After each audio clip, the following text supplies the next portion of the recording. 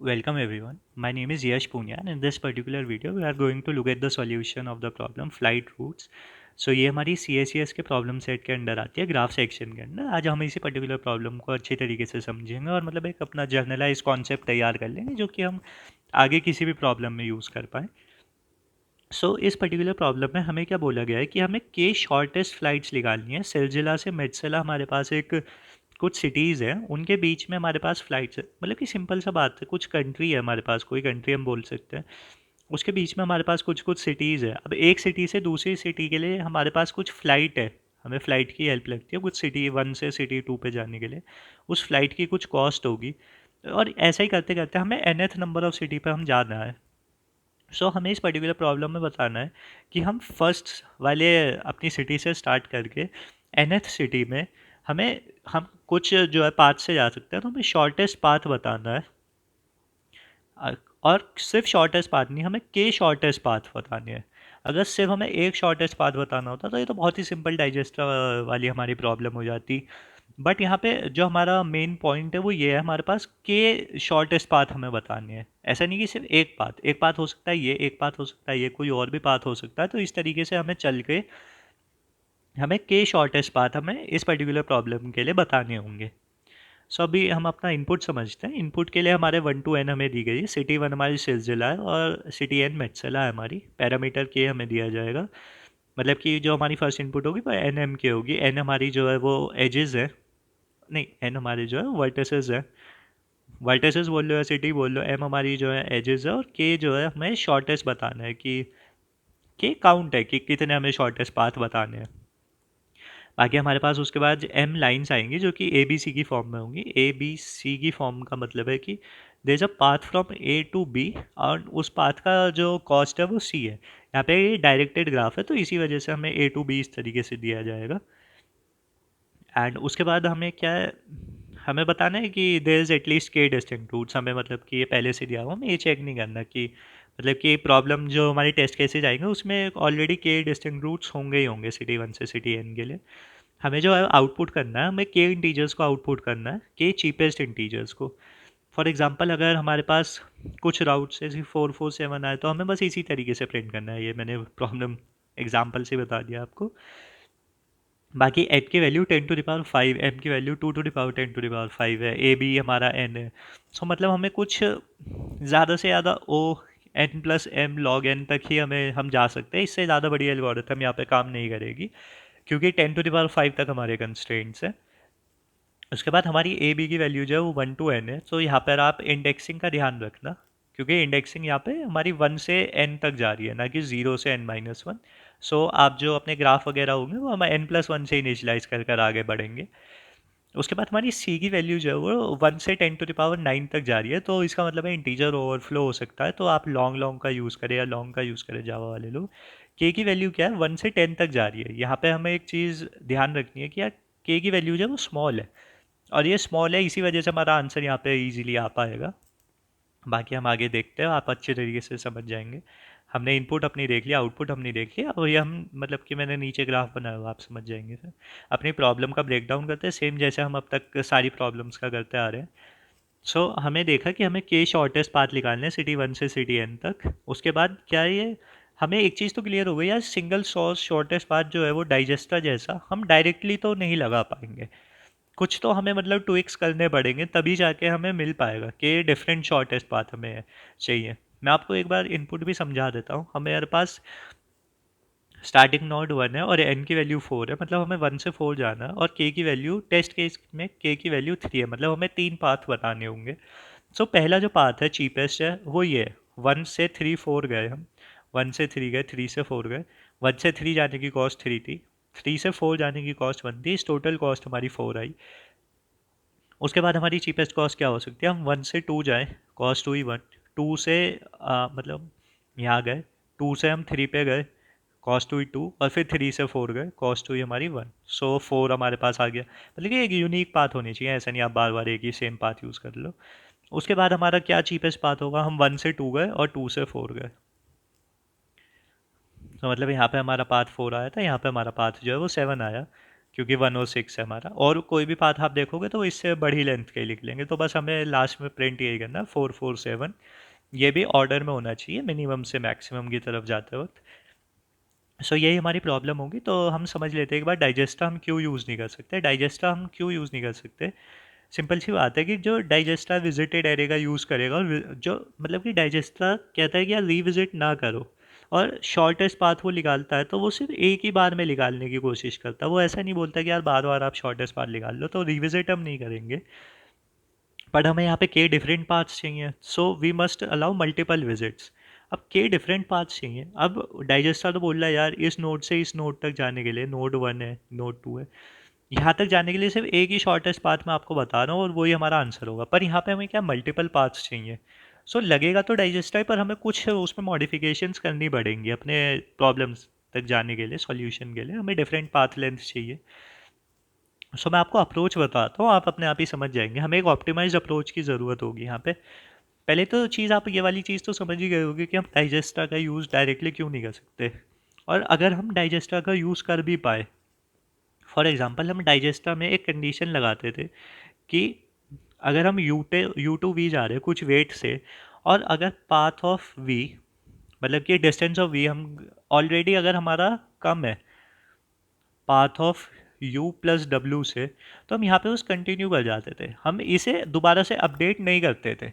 हम एक बार को यहाँ पे भी सॉल्व कर पाएंगे इस पर्टिकुलर प्रॉब्लम को, अगर हम क्या करें, हम ये वाली कंडीशन ही हटा दें, हम चेक ही नहीं कर रहे, हम जाने दे रहे, जितनी बार भी रिलैक्स हो रहा है होने दे, और जो भी हमारे आंसर आ रहे हैं हम उसे एक प्रायोरिटी क्यू में जो है वो स्टोर करते रहें। पर इससे आपको अपने आप ही समझ में आ जाएगा कि टीएलई कैसे आ रहा होगा, क्योंकि के टाइम से वो बहुत ज़्यादा बार चल जाएगा, तो वो इनएफिशिएंट है और हमें टीएलई आराम से मिल जाएगा। आई होप आपको ये लंबा वाला मेथड समझ में आया होगा कि हम इसमें कुछ नहीं कर रहे। जैसे डाइजेस्टर में हम यू टू वी जाते थे, और अगर वी तक जाने का पाथ हमें ऑलरेडी मिला हुआ है और वो ऑलरेडी कम है, शॉर्टेस्ट है, तो हम उसे अपडेट नहीं करते थे कि भाई तेरे पास पहले से ही छोटा पाथ है तो हम क्यों अपडेट करें बेमतलब में। पर अब हम क्या करेंगे, क्योंकि अब हमें मल्टीपल पाथ चाहिए, तो हमें इस कंडीशन को हटा दें और सबको अपने प्रायोरिटी क्यू में जाने दें। जो भी हमारे पाथ्स आ रहे हैं, जो भी अंदर आ रहे हैं, उन सबको जाने दें और अपना आगे काम बढ़ाते रहें। तो वो उससे हमारा जो है वो टीएलई आ जाता है। वो इनएफिशिएंट एल्गोरिथम है, पता नहीं कब तक चलेगा। सो वो वाली चीज़ है, हमारे पास कंस्ट्रेंट्स ज़्यादा है, 10⁵ के कंस्ट्रेंट्स है। सो एक ऑप्टिमाइज अप्रोच क्या हो सकता है। अब हमें के शॉर्टेस्ट पाथ चाहिए, तो अब यहाँ पे हम एक स्मार्ट काम करेंगे। हम क्या करेंगे, एक ये हमारा नोड है, हम क्या करें, आप बस ये सोच के देखो कि हम 1 से नोड पे आए और इस नोड से हम एन पे जाएंगे। यहाँ पे हमारा कुछ पाथ रहा होगा, यहाँ हमारा कुछ पाथ रहा होगा। मैं सिर्फ एक नोड पे आपको फोकस करने को बोल रहा हूँ। जो अभी तक जो हमें हमने लंबा वाला मेथड देखा, वो क्या कह रहा है, वो सब कुछ प्रायोरिटी क्यू में डाल रहा है, कितने भी पाथ आए वो सब डाल रहा है। पर अब हम क्या करें, हम हर नोड के लिए एक लिस्ट बना दें जिसमें हम के शॉर्टेस्ट स्टोर करके रखें। हम सिर्फ एन के लिए नहीं, हम हर नोड के लिए के शॉर्टेस्ट पाथ्स जो है हमारे, उन्हें स्टोर करके रखें, और उससे ज़्यादा अगर कुछ भी आता है तो हम मतलब उस तरफ एंटरटेन ना करें अपने सॉल्यूशन को, और वहाँ पर हम आगे ना जाए। कैसे, मैं आपको ये चीज़ बोल रहा हूँ, आप एक बार समझने की कोशिश कीजिएगा। हम सिंपल एक प्रायोरिटी क्यू इनिशियलाइजेशन करेंगे अपनी। कैसे, हम अपना सोर्स नोड से वही सिटी से स्टार्ट करते हैं, डिस्टेंस तक हम जाते हैं, स्टेप बाय स्टेप मैं आपको प्लान बता रहा हूँ अपना। उसके बाद हम ट्रैक करते हैं पाथ्स को। अब क्या करते हैं, for each node maintain a list of K smallest distance found so far. This helps in pruning unnecessary paths early. जो अननेसेसरी पाथ्स हैं हमारे, हमने उन्हें पहले ही हटा दिया। फॉर एग्जांपल यार, यहाँ से हम नोड पे गए, नोड के पास ऑलरेडी के शॉर्टेस्ट पाथ है, मतलब कि उसके पास कुछ पाथ हैं, फॉर एग्जांपल के की वैल्यू 3 है तो 1 2 3 पाथ है, और यहाँ से 1 से एक पाथ आया 5 वाला। तो हम इस 5 वाले पाथ को क्यों डालें जब हमारे पास पहले से शॉर्टेस्ट है और हमें इसके बाद एन पे जाना है। तो अगर हम 5 को डाला तो ऐसा तो एनी नेगेटिव वेट है हमारे पास, आगे पाथ छोटा हो जाएगा, तो छोटा तो आगे होने से रहा, तो हम उसमें डालें ही क्यों। तो हम इस एज की तरफ गए ही नहीं कभी भी। सो हम यहाँ पे क्या है, अननेसेसरी जो भी हमारे पाथ्स थे हमने अर्ली उसे टर्मिनेट कर दिया।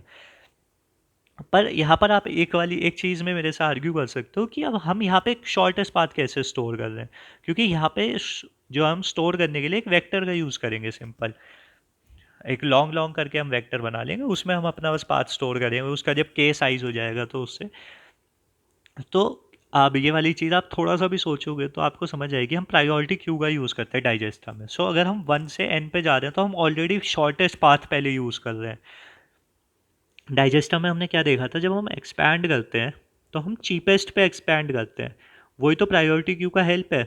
हम एक मिन हीप बनाते हैं, उस मिन हीप में से जब हम बीएफएस वाला वो वाला पाथ वो काम कर रहे होते हैं तो हम उसमें से हमेशा शॉर्टेस्ट पाथ निकालते हैं, फिर काम करते हैं, फिर शॉर्टेस्ट निकालते हैं, फिर काम करते हैं। तो जो शॉर्टेस्ट है वो पहले आ चुके, तो हमने जो वेक्टर में डाले वो ऑलरेडी शॉर्टेस्ट थे। ऑलरेडी जो जितने भी शॉर्टेस्ट पाथ हो सकते थे वो आ चुके, तो अब उससे ज़्यादा कुछ भी आता तो हम उसे पहले ही जो है वो डिक्लाइन कर देंगे, आगे जाने ही नहीं देंगे। सो इस वजह से अर्ली टर्मिनेशन क्या है हम कर पाएंगे। और अगर हम सिटी एन तक भी इसी तरीके से हमने के अपना फुलफिल कर लिया तो मतलब कि अपना अर्ली टर्मिनेट करके अपना सॉल्यूशन निकाल लिया। आई होप आपको ये वाली चीज़ बहुत अच्छी तरीके से समझ आई होगी, कैसे हमने हर नोड के लिए एक वेक्टर स्टोर किया, उस वेक्टर में हमने शॉर्टेस्ट पाथ ऑलरेडी स्टोर किया, और अगर हमारे पास कोई और नया पाथ आता है और अगर वो हमारी मतलब कि जो वेक्टर है ऑलरेडी फुल हो चुका है, मतलब कि उसमें के वैल्यूज़ आनी थी, के आ चुकी, और कोई नई वैल्यू आती है, सो वो पहले ही उसे टर्मिनेट कर देगा, वो चेक नहीं करेगा। अब वही वाली चीज़ आप आर्ग्यू कर सकते हो कि हो सकता है वो जो हमारी नई वैल्यू आई वो शॉर्टेस्ट हो इस वेक्टर में जो वैल्यूज़ है उनसे, पर वो शॉर्टेस्ट नहीं होंगी। वो क्यों नहीं होंगी? क्योंकि हम प्रायोरिटी क्यू का यूज़ करते हैं। जब हम डाइजेस्टर में एक्सपैंड करते हैं तो हम ऑलरेडी मेन हीप का यूज़ करते हैं, हम सिर्फ मिनिमम वैल्यूज़ को ही एक्सट्रैक्ट करके आगे चल रहे होते हैं। आई होप आपको ये वाली चीज़ बहुत अच्छी तरीके से क्लियर हुई होगी। आपको अगर हल्का सा भी डाउट आप इसे दोबारा से रिविजिट कर सकते हैं, बाकी आप कमेंट कर देना, मैं दोबारा से बता दूंगा। एंड सो आगे देखते हैं, अपना एफिशिएंट अपडेट्स हमारे हो गए क्योंकि हमसे प्रायोरिटी क्यू में डाल रहे हैं और वो बेटर और हमारा सॉल्यूशन हमें मिल जाता है यहाँ पे टारगेट नोड में। हम एल्गोरिथम देखेंगे तो बहुत सिंपल सी एल्गोरिथम है, आपको और अच्छी तरीके से क्लियर होगी। एक बहुत सिंपल प्रॉब्लम भी है, पर क्या सिंपल प्रॉब्लम ही डिफ़िकल्ट होती है सॉल्व करने में। सो बस थोड़ा सा एक ये 2 weeks वगैरह यही हेल्पफुल होते हैं आपके लिए।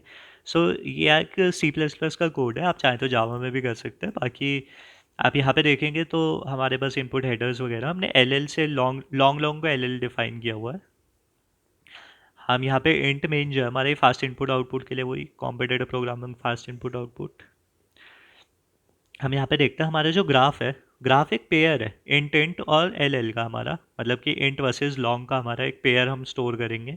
पेयर हम मतलब हमारा स्टोर है। ग्राफ कंस्ट्रक्शन में हम किस तरह करते हैं, graph is built using an adjacency list where each node points to its neighbor along with the edge weights u v w।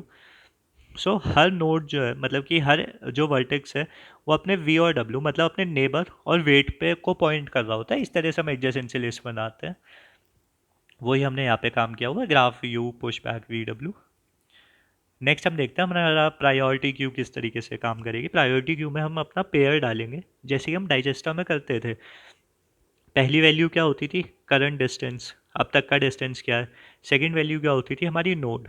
सो हमारा यही पेयर होता था, करंट डिस्टेंस और नोड। और ये हमने इनिशलाइज किया vector pair L L int से, क्योंकि अंडर द हुड सब कुछ वेक्टर में ही चल रहा होता है। बाकी एक ग्रेटर क्या है, ये कंपैरिजन ऑपरेटर है हमारा, कंपैरिजन ऑपरेटर है। और जिससे कि हमारा ये क्या है, जो by default C plus plus में प्रायोरिटी क्यू जो मैक्स हीप का काम करती है, तो मिन हीप का काम कराने के लिए हमने ये किया है, अपना जो है कंपेरेटर ऑपरेटर अपने दिया है यहाँ पे मेन हीप के लिए। उसके बाद हमने एक डिस्टेंस वेक्टर लिया डिस्टेंस ट्रैकिंग के लिए। For each node we maintain a list of distances, the list keeps the K smallest distances found to reach that node. यही वाली चीज़ मैंने आपको अच्छी तरीके से समझाई थी। हमने वेक्टर ऑफ लिस्ट बनाया। n+1 हम इसीलिए यूज़ कर रहे हैं क्योंकि हमारे 1 to n हमारी वैल्यूज़ है, और ये क्या है हमारे हर नोड के लिए हम के स्मॉलेस्ट जो है वो स्टोर करके चल रहे हैं। जैसे कि हमारे अगर उससे ज़्यादा कोई वैल्यू आती है, कोई एज आता है, तो हम उसे अर्ली टर्मिनेट कर पाए, हम उसमें आगे एंटरटेन करें ही ना उस चीज़ को। सेम हम प्रायोरिटी क्यू में अपना पुश कर देंगे पहले नोड को, उसका करंट डिस्टेंस 0 होगा और हमारा जो नोड है वो 1 होगा। पाथ एक्सप्लोरेशन में हम यही वाला सिंपल काम कर रहे हैं। आप देखें तो हमने प्रायोरिटी क्यू जब तक एम्प्टी नहीं होती हम काम करते रहेंगे। हमने डिस्टेंस निकाला अब तक का जो करंट था, यू निकाला जो हमारा करंट नोड है, प्रायोरिटी क्यू टॉप से पॉप कर दिया उसके बाद उसे। उसके बाद हमने देखा कि जो डिस्टेंस ऑफ यू और साइज़ है, मतलब कि जो हमारा नोड है उसमें जो हमारी लिस्ट है, अगर उसका साइज़ ऑलरेडी के है या के से ज़्यादा है तो बस हम यहाँ से कंटिन्यू कर जाएंगे। ये चीज़ मैंने आपको बहुत अच्छी तरीके से समझाई दी कि हम डायरेक्टली कंटिन्यू क्यों कर रहे हैं, क्योंकि उसके पास ऑलरेडी शॉर्टेस्ट पाथ है, कोई और अगर पाथ आता तो वो बड़ा ही होगा। वो बड़ा ही क्यों होगा? क्योंकि हम प्रायोरिटी क्यू का यूज़ कर रहे हैं। प्रायोरिटी क्यू जो है वो पहले शॉर्टेस्ट पाथ ही हमें जो है वो देती है। सो इस वजह से हम यहाँ पे ये वाला काम कर रहे हैं, और यही हमारा जो है ऑप्टिमाइजेशन है इस पर्टिकुलर प्रॉब्लम का। बस उसके बाद अगर ये चीज़ नहीं होती है तो हम अपने डिस्टेंस ऑफ व्यू में पुश बैक कर देंगे डी को, जो हमारा एक मतलब नोड है। अगर उसकी लेंथ के है और ऑलरेडी हमारे पास 2 है, कोई और नया पाथ आता है तो हम 3 उसे उसमें डाल देंगे। बस ये वाला काम है यहाँ पे। उसके बाद हम क्या है, नेबर में जाते हैं। अगर हम यू पे हैं और यू के कुछ नेबर्स हैं जैसे कि V1 V2 है, तो हमने बस वहाँ पे गए, ग्राफ से निकाला, उनके वेट्स को निकाला, और हमने क्या करा, अपना नया डिस्टेंस निकाला which is D+W। Current distance हमारा डी था, 1 से पाथ तक ऑलरेडी आने के लिए हमारा जो करंट डिस्टेंस था डी। अब उससे आगे जाने के लिए हमें डी में तो वैल्यू प्लस करनी होगी, तो न्यू डिस्टेंस हमारा क्या हुआ, D+W। और बस हमने वो प्रायोरिटी क्यू में पुश कर दिया नए डिस्टेंस को, और जो हमारा वी। यही सिंपल सा हमारा यहाँ पे डाइजेस्ट है, और ये वाला काम हुआ हमारा। उसके बाद हमने बस अपना जो आंसर है वो प्रिंट कर दिया। आंसर प्रिंट करने का मतलब क्या है, डिस्टेंस ऑफ एन और आई, जो हमारा nth नोड है, nth नोड की जो लिस्ट है उसकी सारी वैल्यूज़ को हमने प्रिंट कर दिया। बस यहाँ पे आप चेकआउट कर सकते हो, चेक कर सकते हो, मतलब ये वाली चीज़ ही। Time complexity, space complexity, I hope आपको समझ ही आ जाएगी, मुझे बताने की भी ज़रूरत नहीं है इसमें, कुछ ऐसा है नहीं। एन तो हम कर ही रहे हैं सारी एजेस के लिए। उसके बाद K times M plus log of K times M, क्योंकि हम जितनी भी एजेस हैं उन्हें के टाइम्स काम कर रहे हैं। उसके बाद तो हम अर्ली टर्मिनेट कर देते हैं, तो हमने सारी एजेस को के टाइम्स काम कर रहे हैं। उसके बाद लॉग है के टाइम्स एम। आई होप आपको ये चीज़ समझ में आई होगी। उसके बाद स्पेस कॉम्प्लेक्सिटी हमारी के टाइम्स एन हो जाती है, क्योंकि वो स्टोर करने के लिए हमें एजेस हमारी फालतू हो गई हैं। सो यही इस पर्टिकुलर प्रॉब्लम का सॉल्यूशन था। सिंपल सा डाइजेस्टरा ही है, पर हमने डाइजेस्टरा को थोड़ा सा मॉडिफाई किया। थोड़ा सा मॉडिफाई किस तरीके से किया है वो वाली चीज़ मैंने आपको समझाई थी। हमने प्रायोरिटी क्यू की हेल्प से हमने हर नोड पे एक लिस्ट को स्टोर किया, जिससे कि हम क्या शॉर्टेस्ट पाथ निकाल पाए। और के शॉर्टेस्ट पाथ हमें चाहिए, तो अगर उससे बड़ा हमें पास कोई पाथ आता है तो हम अर्ली टर्मिनेट कर पाएँ, जिससे कि हमारा सॉल्यूशन ऑप्टिमाइज हो पा रहा है। और के शॉर्टेस्ट ही क्यों है हमारे पास, क्योंकि हम प्रायोरिटी क्यू का यूज़ कर रहे हैं। मैंने आपको ये चीज़ काफ़ी बार समझा दी है अब। उसके बाद सिंपल से हमारे पास एल्गोरिथम है। सो यही हमारा इसका पूरा सॉल्यूशन है। Time space complexity I hope आपको समझ में आ गई होगी। सो यही इस पर्टिकुलर प्रॉब्लम का सॉल्यूशन है। और अगर आपको अच्छा लगा हो तो प्लीज़ आप लाइक कर दीजिएगा, चैनल को सब्सक्राइब कर लेना आप, क्योंकि मैं पूरा ही CSS का प्रॉब्लम सेट डालने वाला हूँ, और इसके साथ मैं सीक्वेंस में डाल रहा हूँ। तो पुरानी सारी वीडियोस ऑलरेडी चैनल पे आप वो भी देख सकते हैं। आपको अपनी कॉम्पिटेटिव प्रोग्रामिंग की जर्नी में मैं मतलब पूरी हेल्प करने वाला हूँ इसमें। जो भी आपका जितना भी मैं डाल पाऊँगा मैं डालूँगा। I will do my best for this. So that's it from my side, and have a nice day. See you in the next video.